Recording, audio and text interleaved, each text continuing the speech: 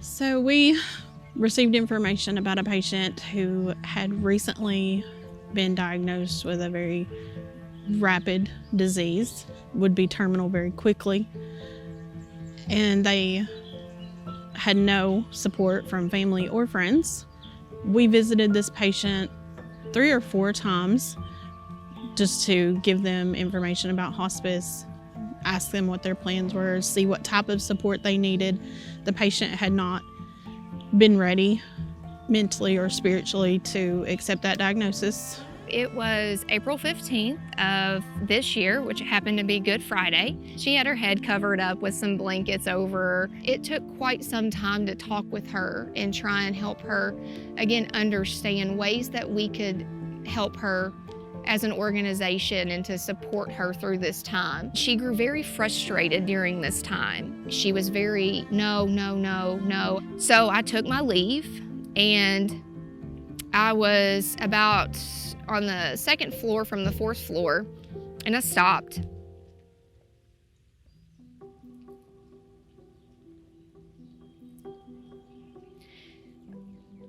And I felt something inside of me say, go back. This is an opportunity that we have to love this lady and to show her how we can love her. And so I went back. I said, let's just try one more time.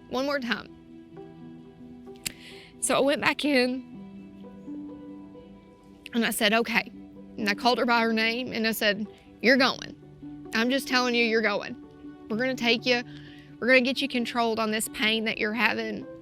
We're going to love you. And she said, why would anybody want to help me? And I said, because that's what we do. It's who we are, is providing, providing that to people that don't have that. And you can get to enjoy the sunshine, the birds, and we have cows there, we've got horses. I said, it's just a beautiful place, and I really think that you would love it. All right, fine. So I said, okay, you heard that, we're going. We're gonna get everything set up and we're gonna get you down there. They had not as good a life as they wish they had led, which led to them not having much support at the end. And they appreciated the love and the care that we were giving them here. My first introduction to her was out on the patio after she had been admitted. She was weak and frail, but it was important to her to get outside and just sit on the patio and hear the water fountain. So I helped her out to the patio and we talked a minute. So I asked her if she belonged to Jesus, and her answer was, I'm not sure. And then she said, I don't know.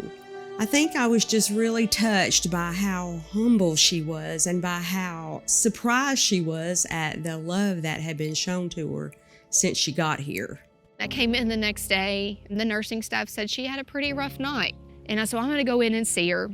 I walked in, and she was very weak, trying to rest. And I just knew in my heart that it was gonna be that day. And I went and got some of the other team members, and we gathered around. We held her. One of our nurses was able to say the sinner's prayer with her. And it was so powerful in the fact that you could see this lady's eyes kind of set across the room as we were holding her and loving on her. And as the prayer was ending, I could see her eyes just float up to the sky, and her body just released in that moment. And I think that in that moment, she had probably never felt as much love and cared for as much as what we were able to give her, because it was an opportunity for us to be able to show God's love to someone that I don't believe have ever felt that. But also in that moment, she gave us so much as well. And that's an opportunity of what we live for in this job. We want to love people. It's what we're all about. And I think that that's just one of the most purest examples of how Hospice of Southern Kentucky is just so powerful in our community and in our patient service and care. you.